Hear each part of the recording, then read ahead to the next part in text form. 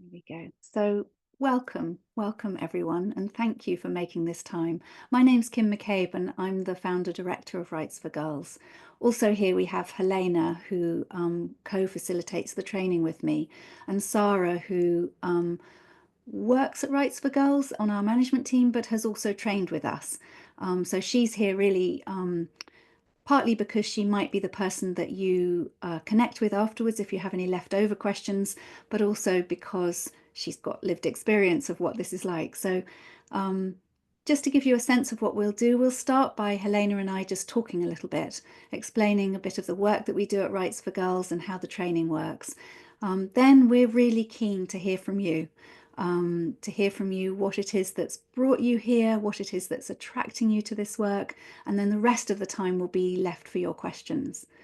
So let me just start. I start differently every time. I don't know what I'm going to say until I start speaking. Today, I feel like I need to tell you about when I was pregnant for the first time. Um, I remember watching the news or listening to the radio and suddenly not being able to bear it. I couldn't bear it anymore. And at first, I put it down to the hormones of pregnancy.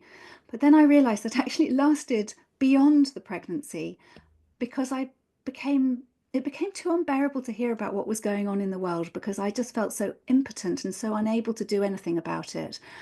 And everybody was suddenly someone's child, someone's son or daughter, or someone's parent. And I was obviously at that stage in my life very connected with that. Um, and so I turned the radio off and I turned the news off.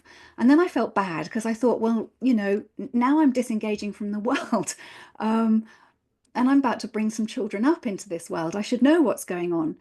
Um, and that was the beginning of me really looking for, but what could I do? What could I do that would make a difference?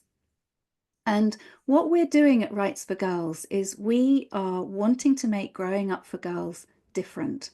We want to make it safer and kinder and better supported so that as they emerge from adolescence, they are not less than when they went in, which is all too often the case. They haven't lost their voice. They're not crippled by anxiety or a sense of their own self-image that is damaging to them.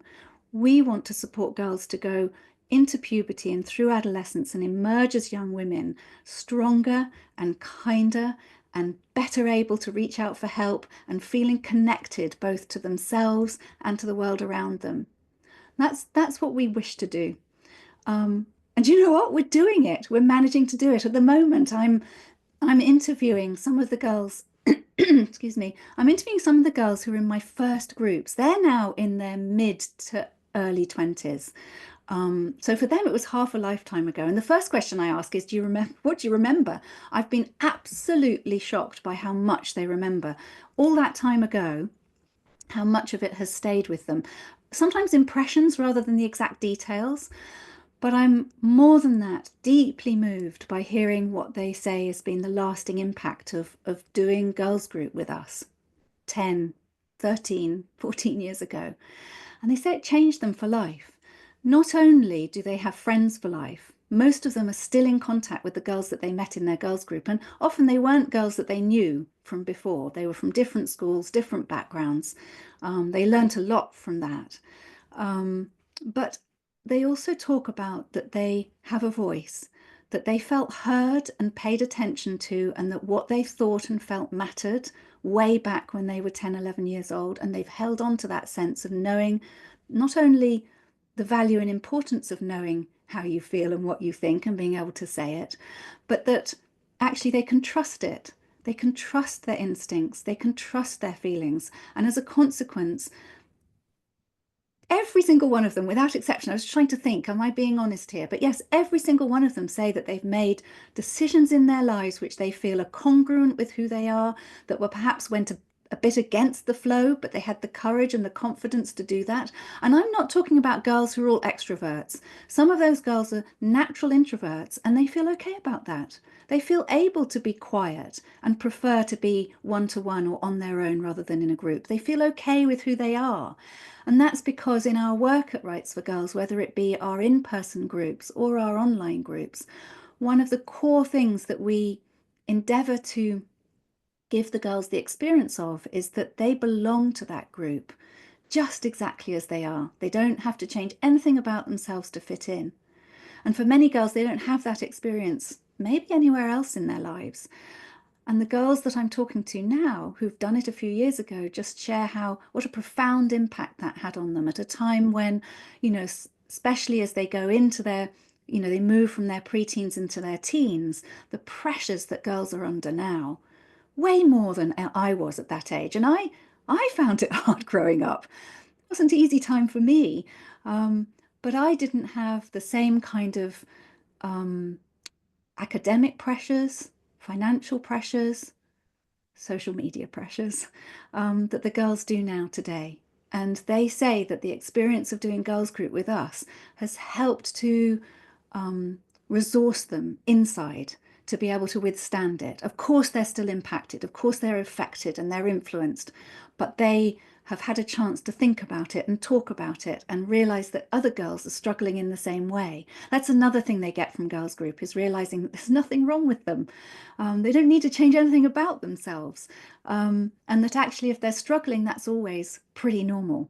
But then figuring out how to manage those challenges and manage those struggles is something that they all teach each other. Actually, they share with each other what they found works, as well as getting the experience with us in the girls group of experimenting with different things, different ways of coping. So that's what we're doing, that's what we're about at Rites for Girls. But how do we do that? Lots of different ways. And we can answer a lot more questions about what the two programs are like. Girls Journeying Together is a year-long program for girls in year 6 and year 7. They meet monthly for a year, and it helps prepare them for puberty and also make that transition from primary to secondary school.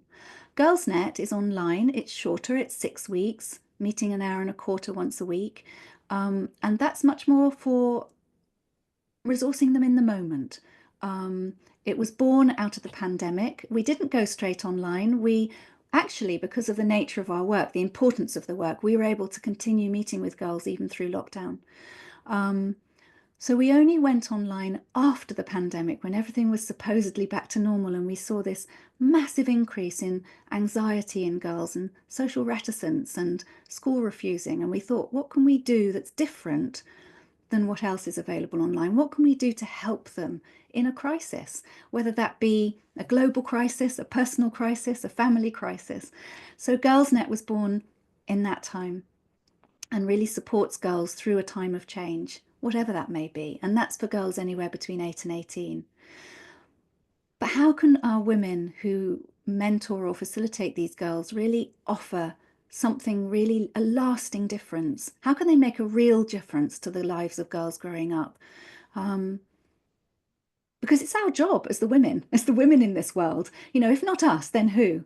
And everybody can do it in their own way. So our training will enable you to parent your daughter differently if you have a daughter, or your nieces, or uh, engage with young people if it's part of your work in a different way, but equally to be able to offer the programs that we have designed.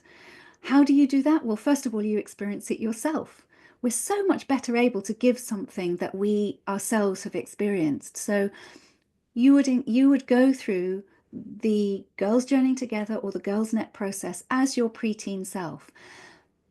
And from that way, you understand it from the inside. So when you're running it yourself, you have a deeper understanding of it, an experiential experience of knowing why you're doing what you're doing and how it might affect the girls in your group. You learn a lot from the women you do it with too, of course, because everyone has different experiences. So in sharing that, not only do you get close to a group of women who can become for you too, friends for life.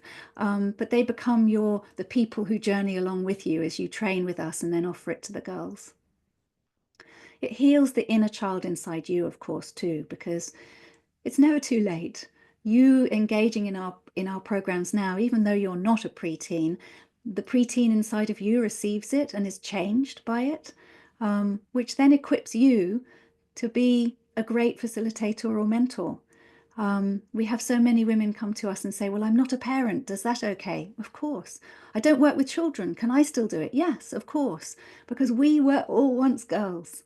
And we draw on that. And particularly, some people say, but I didn't have a good experience of childhood. Well, that's what you will draw on in your work with the girls, in whatever way you end up working with girls. So the training works with you as a woman, both in terms of healing the child inside you and giving you the experience of the program so that you really understand it. We then give you all the materials, all the handouts or the emails or the program and the timetable that you'll need to be able to run it.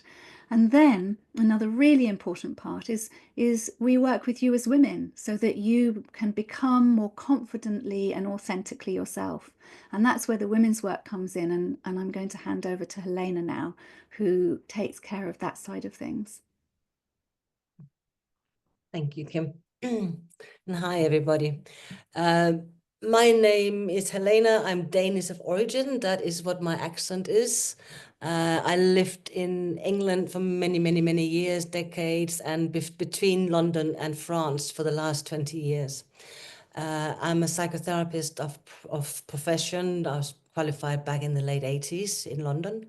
I've been on faculty, I train professionals, I run a private practice, specifically specializing in relationships, intimate relationships, sexuality, and gender issue. Not the gender issues as we know today about transgender, because a lot of us find it difficult enough to find out what it means to be a woman or a man in our biological selves. So the whole issue of gender. I don't work with children, never have done. Apart from when I was very young, I was teaching. I don't have children myself. I am by choice. It was a very conscious choice I did many years ago when I was still able to have children. And I was already then involved with shamanic practices and stuff, and I did ceremonies around it, and I really realized I wanted to dedicate my female creative powers to create the adults and the parents that children need. I looked around the world and I thought that I love children. It's not that I don't love them. I love them. I think it's the most precious thing we can ever have, but we don't live up to what they deserve from adults around them. So since like I'm in private practice still, these days mainly online. I'm head of education of something called Sexual Grounding Therapy, Sexual Grounding Therapy International. Used to, before the pandemic, I was traveling all over the world teaching, and I must admit I don't miss it. The pandemic stopped that, and so I'm now having more time to actually just enjoy being at home with my cats and my beautiful home in France, and enjoy nature and running a garden and lots of other wonderful stuff. But one of the things, like, so Kim and I met back in, it was 17, I think, in 2017. I'll do it very briefly. You'll tell, I'm sure Kim later you will say more about where your background and stuff are coming from. But Kim contacted me from a colleague of mine. She'd been referred to have some supervision about working with girls because she knew I was running Ways of Women. She knew I was working with the similar material. And so, okay, we decided to speak on the phone, and this is a legendary story almost, because like it was 10 minutes into the story, and both Kim and I can speak very fast. We have to, 19 minutes go very fast. So we've learned to speak very fast, but she could do it even then. And within 10 minutes, I stopped her mid-flow and just said, Kim, just forget it. You do not need supervision. I have never heard anybody speak so eloquently and so knowledgeable and so lovingly and passionately about young girls and why you do the work you do.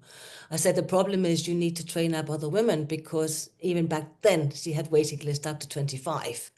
And people were coming down from Edinburgh, they were coming out from Cornwall, they were traveling half days, whole days to come, because Kim was the only person in the world, I think, not just in England, but in the world, who were running groups like this. And Kim said, I don't know how to do that. And I said, it's interesting. That's exactly what I do. I train professionals.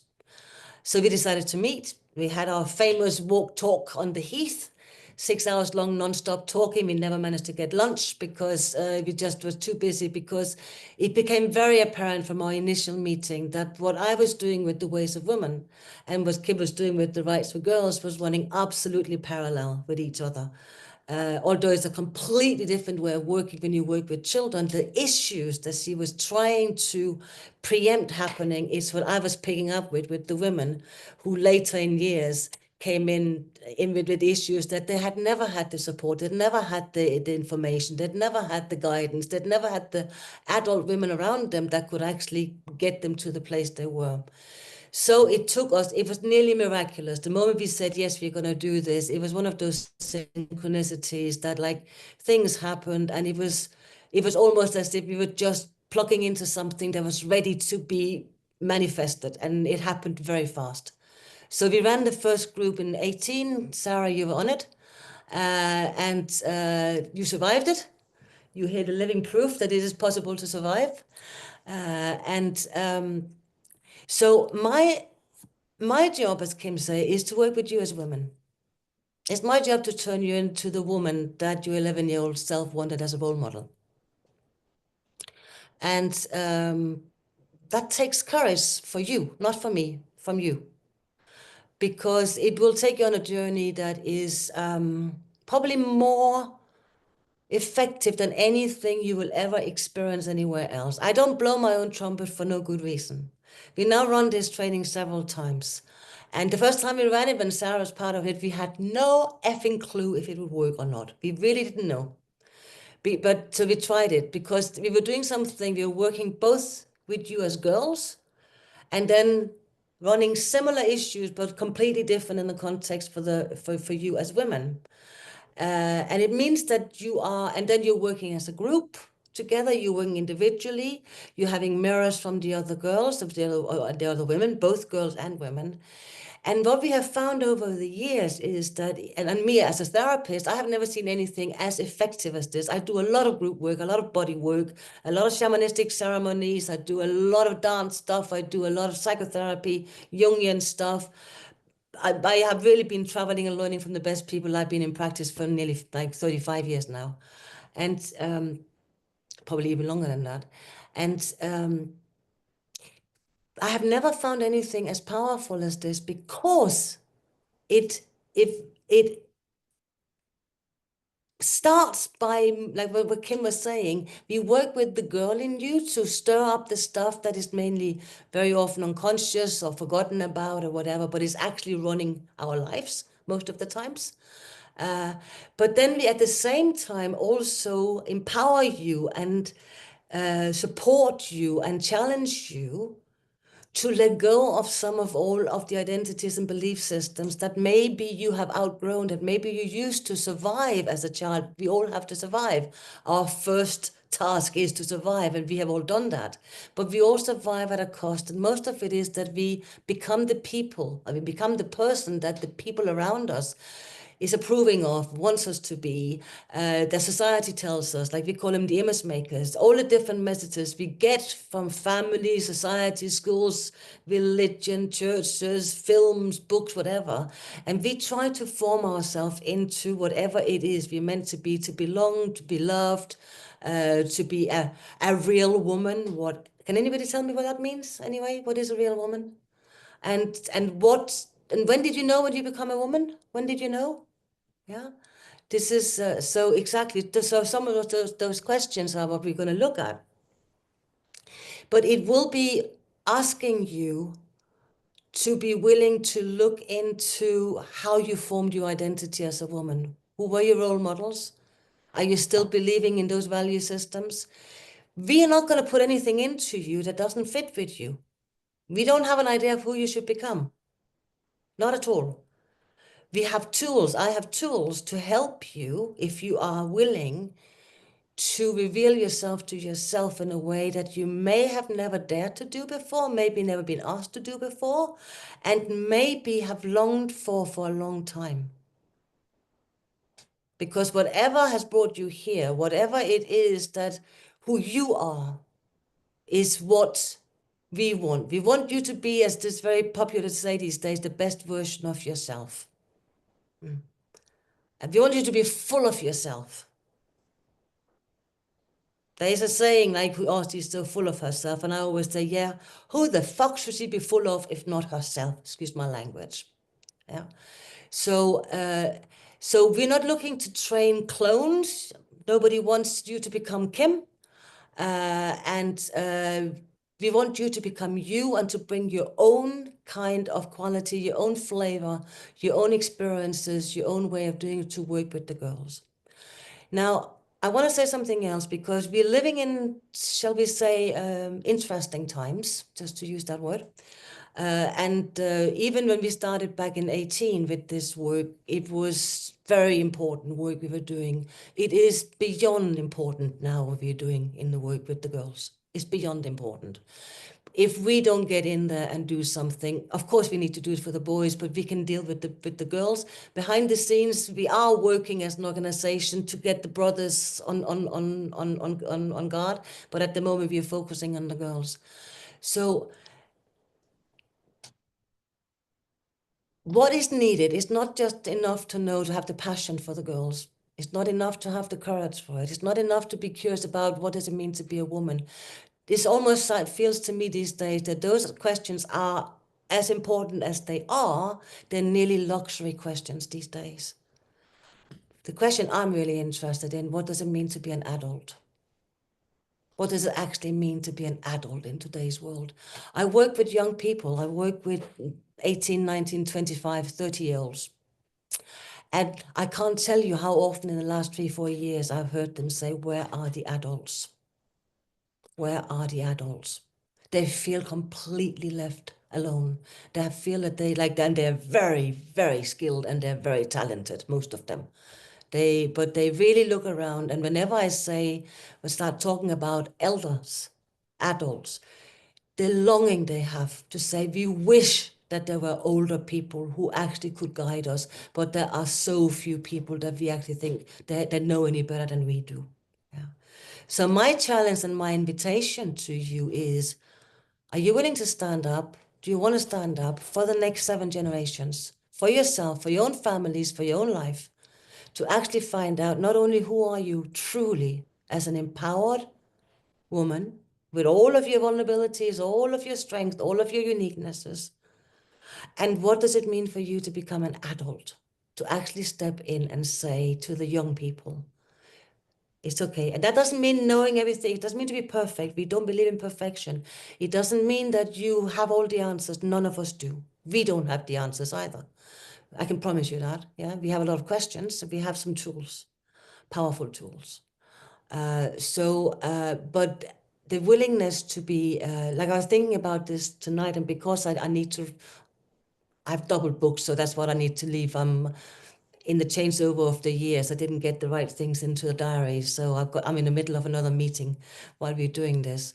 And I was thinking, how can I best get the word over for what it is we want to invite you in to do? And I'd like to take the last few minutes to read something to you that probably you've all heard before, but I'd like to remind you. Is that okay, Kim? Mm, of course. Okay. So I never know what you Helene's do, but I always No, trust I don't know either. I don't know either. So you probably know it. Most people know it, but it's worth listening to again, I think. It's called The Invitation by Araya. you. It doesn't interest me what you do for a living. I want to know what you ache for, and if you dare to dream of meeting your heart's longing. It doesn't interest me how old you are.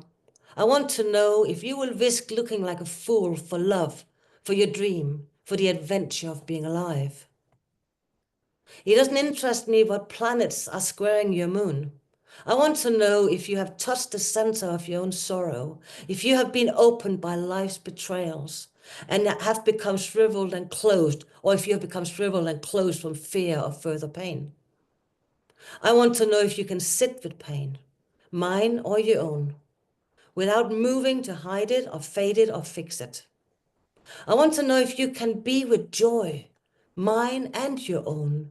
If you can dance with wildness and let the ecstasy fill you to the tips of your fingers and toes without cautioning us to be careful, to be realistic, to remember the limitations of being human.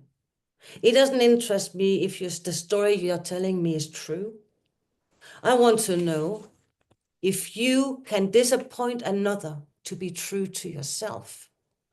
If you can bear the accusation of betrayal and not betray your own soul. If you can be faithless and therefore trustworthy. I want to know if you can see beauty even when it is not pretty. Every day. And if you can source your own life from its presence. I want to know if you can live with failure, yours and mine, and still stand at the edge of the lake and shout to the silver of the full moon, yes. It doesn't interest me to know where you live or how much money you have. I want to know if you can get up after the night of grief and despair, weary and bruised to the bone, and do what it needs to be done to feed the children. It doesn't interest me who you know or how you came to be here. I want to know if you will stand in the center of the fire with me and not shrink back. It doesn't interest me where or with whom you have studied. I want to know what sustains you from the inside when all else falls away. I want to know if you can be alone with yourself and if you can truly like the company you keep in the empty moments. That's the invitation. We will meet you there. I promise. Okay. And our work takes the girls there. We don't need to say those words because we live it, and we give them experiences that where they come to understand the truth of that. I don't think many people have an easy time growing up. When I used to go around the country before the pandemic talking to packed halls of parents, I used to ask who here would like to go through their teenage years again exactly as they were. And usually there would be one or two hands. It's not easy growing up, and our young people need so much from us. I know that I really struggled. I was an unhappy teenager and wanted it to be different, not just for myself, but for all the other teenagers. So I went to Cambridge University and studied psychology and child psychology. I studied women's studies and criminology, kind of thinking that somehow my brain could help me figure this out. And I went on from there to be a counselor to disturbed teenagers. And I was barely an adult myself, but I remember thinking, this is so wrong that we have young people who are self-harming themselves in this way, who aren't able to eat healthily or having sex they don't want to have, or they're harming themselves, cutting themselves, or the million different ways that young people figure out coping mechanisms that actually aren't really healthy for them. And I remember thinking, how do we change this? We must change this. If not me, then who? If not us, the adults, then who? Because these girls, many of them are the mothers of the next generation. And a lot of them are going to be the leaders into our future. They're all our elders in waiting. So we serve the world when we take care of the girls. And the very first girl to take care of is the girl inside of us. Because if we ignore her, then she takes us on a life that isn't the life that we were meant to live. Um, and whether you take the training that you do with us to run girls' groups, or just to parent differently, or to interact with the girls in your life in a different way, whether that be at work or in your life, you will be changing the world. Our mission statement at Rights for Girls is we want to change the world one girl at a time, and we are. We really are. I want to hand over to Sarah actually, because you can say a little bit about what the experience of the training is. We haven't gone into a lot of detail, and that's partly because we do have very detailed documents about both trainings, the facilitator training, which is in person over 2 years, or the mentor training, which is online over 6 months, both of which finish off with you very closely supported by us running your first girls group. Um, but Sarah has experienced this, so I think it would be useful, Sarah, for you just to say something of that, because the information is we can send to you. So please do put into the chat your email address so that we can make sure that that you get that information afterwards. Thank you. Hello, everybody. Well, how do I follow the amazing, inimitable Kim and Helena? I think they've both given you a flavour and a sort of a little bit of lived experience of the magic and the power and the extraordinary experience that the training it offers. So I came to the training. I'm a really practical person, so I really want to create that balance for you right now, for you in here, of saying, oh, well, you know, I've got a spiritual side to me, but I'm also very practical. I was a project manager working in community arts. And I remember when I sort of came to the training, before I arrived to meet Kim and Helena and all the other women who I'd never met, and I was really worried about sharing a room, and as long as they don't make me do anything dancey or anything, I had all these sort of preconceived notions of what it might be like. But you're so well supported on either of the trainings, whether it's the online or the in-person. You know, as you already can tell, these two women are extraordinary and have great capacity and wisdom to be able to share and hold the space. Following the training, so I did the facilitator training, which takes you up to I mean, it's 2 years in its entirety, but the first part, those 3 modules, are all in person. It's just led me on to so many things, and I've sought out other trainings, not for the sake of training, but for the sake of adding to my armory of things that I want to offer girls in the world. And hand on heart, it is, I've done some other training, it's amazing. It's the best thing I've ever come across. That aside, you know, it has to be right for you. And interestingly, before Helena started talking, I was making a few notes this evening, and I was like, I think I really grew up doing this training. So I, you know, had my history, and I came to the training at 47, 46, something like that. You know, thinking I'd sort of, you know, I was a fairly established woman in my own right, but I think I grew up. It's just, it's added something magical to my core, to my sense of self, my calling, my way of communication. It's just added an extra layer. I really arrived. And I wrote, I grew up. So it is an extraordinary experience. And I'm so lucky now because I work for Rites for Girls on the management team. And one of the magical things I do is that I'm here for anybody who might be interested in finding more out about the training, because whether it's the Girls Net online training or the in-person training, and I can signpost you to somebody else who has more knowledge about the Girls Net online training, but either or, I'm here to answer questions from, you know, how do you manage it with your children, if you have children, or managing it with work, or, you know, just having a conversation. Sometimes it's nice to be able to talk to somebody and say, actually, what was it like? What happens if this happens? So I'm that person. Please get in touch. I will pop my email in the chat, but equally, please put your email in the chat. I love, love, love connecting with women, and we can set up a Zoom or a call, and I'm here to support you to make the right decision for you. Yeah, very exciting. I look forward to speaking to you more. Just one more minute to add, because you say you work for Rise for Girls, but you also run the groups with the girls and have run a lot of them. Could you say just a minute or so about the actual work with the girls? How that is? Yeah. Well, so I remember at the end of the final module of training, and I'll keep it short, Kim and Elena was asking everybody in the training, you know, when do you think you might be ready to start running a group? I was like, oh, I'm definitely not ready. Yes, I think I'll be last. And then something in my brain, after we'd left that residential, I thought, if I leave it, it won't happen. I need to seize this moment. So I threw myself into it, not having ever taught.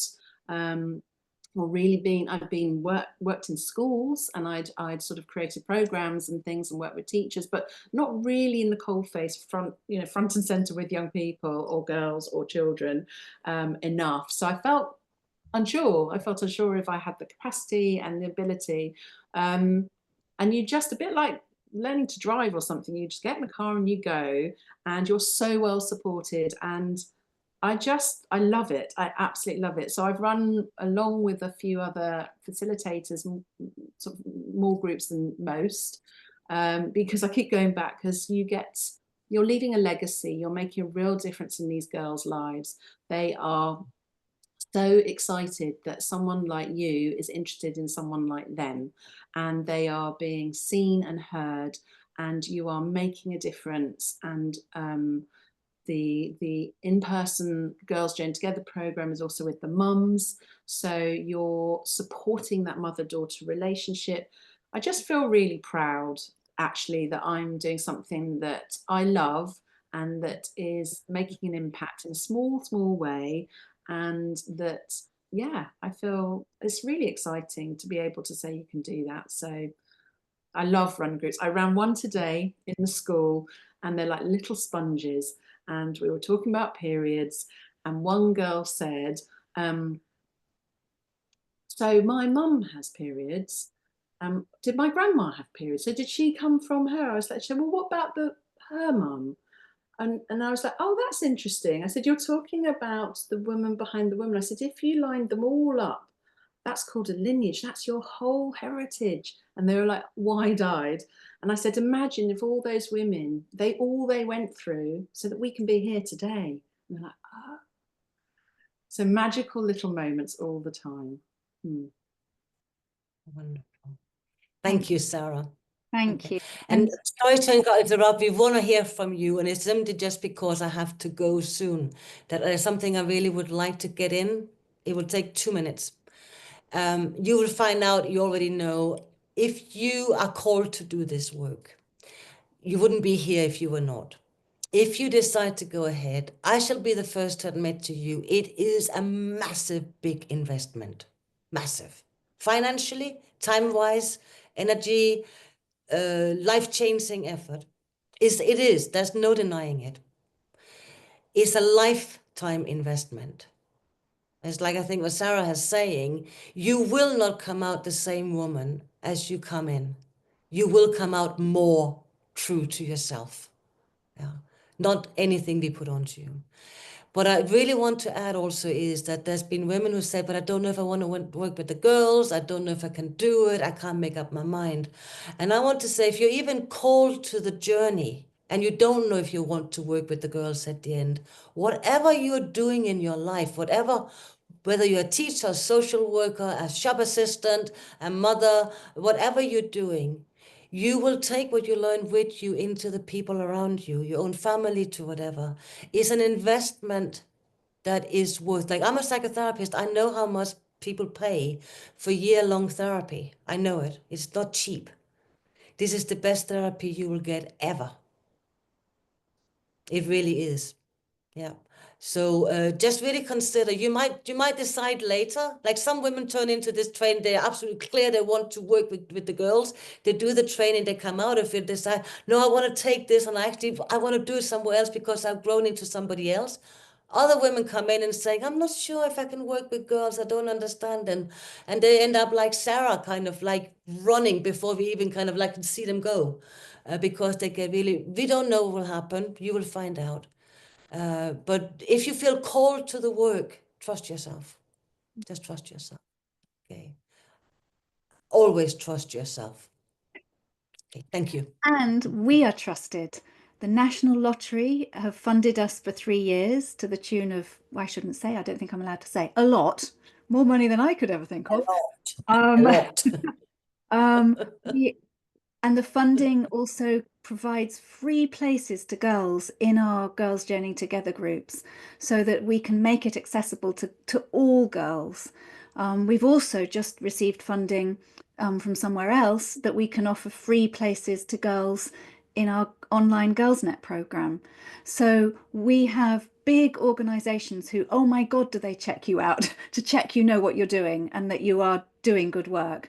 And they are putting their money behind us. At this point in time, we don't have a lot of money given to us to subsidize or support women to train with us. We're working on that, but we do have some bursaries, and we also have an early bird, which we'll talk about later. Because what I'd like to do now is actually give you a chance to talk, first of all, to each other, and just to sort of check in with yourself as to what's resonating with you in what we're talking about. What attracted you in the first place? How did you hear about us? And what was it that you heard that made you think it was worth giving your time up this evening? And also, perhaps also from what you've heard us talking about this evening. And what I wanted to suggest is that, first of all, just to put you in into breakout rooms so you're just with one other woman. Because actually, that's the other thing. Oh my goodness, the women that come to this work, the most extraordinary women are attracted to this. So you will be meeting and growing with and working alongside some of the most incredible women. So just to give you a chance to meet one of them right now, and each of you to have a couple of minutes just to share with each other what brought you here, what is resonating with you, and then we'll come back together, just hear very briefly back from that, and then the rest of the time will be for your questions. Are there any questions?